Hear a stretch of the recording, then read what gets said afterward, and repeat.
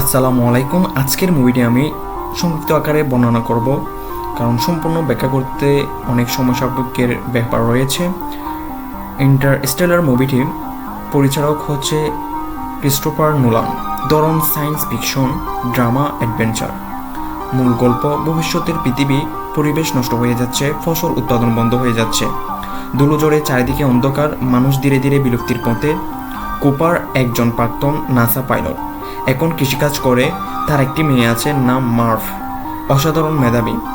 গল্পের ধাপভিত্তির ব্যাখ্যা: নাসার গোপন মিশন। নাসা একটি গোপন প্রজেক্ট চালাচ্ছে। তারা চায় মানবজাতিকে নতুন কোনো গ্রহে বসবাস করাতে, কারণ পৃথিবী ধ্বংসের পথে। এই জন্য তারা একটা ওয়ার্মহোল মহাকাশের শর্টকাট রাস্তা ব্যবহার করে নতুন একটি গ্লাসটিতে কিছু গ্রহে মানুষ পাঠিয়েছে।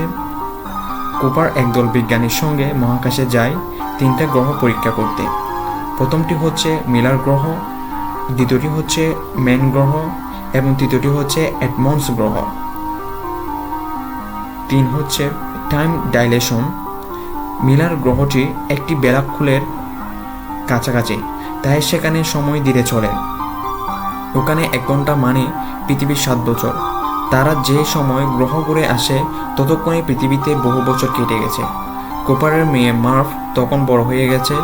ডাক্তার ম্যানের প্রতারণা: ডাক্তার ম্যান নামে একজন বিজ্ঞানী বেঁচে থাকার জন্য ভুল তথ্য দেয়। সে চায় সবাই তার গ্রহে আসুক যাতে সে উদ্ধার পায়। সে কুপারদের সঙ্গে বিশ্বাসঘাতকতা করে। 5 হচ্ছে কুপারের আত্মত্যাগ। শেষে কুপার ব্ল্যাক হোলের ভেতরে চলে যায়।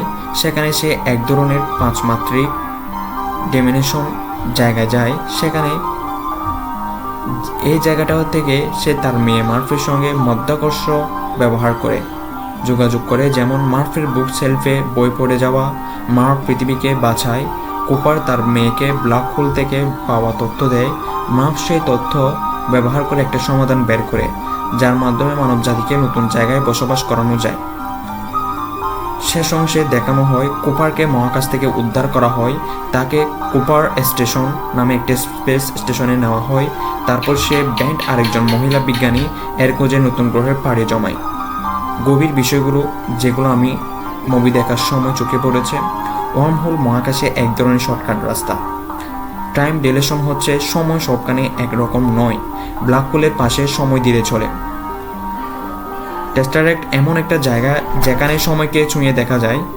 ভালোবাসা সিনেমাটি দেখায় যে ভালোবাসা শুধু আবেগ না, এটা একটা শক্তিও, যা সময় স্থান ছাড়িয়ে কাজ করতে পারে।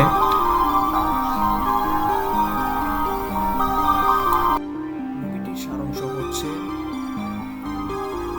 ওই গ্রহে এমন একটি গ্রহে ওরা গিয়েছিল যেখানে পৃথিবীর চেয়ে সময় ধীর গতিতে চলে।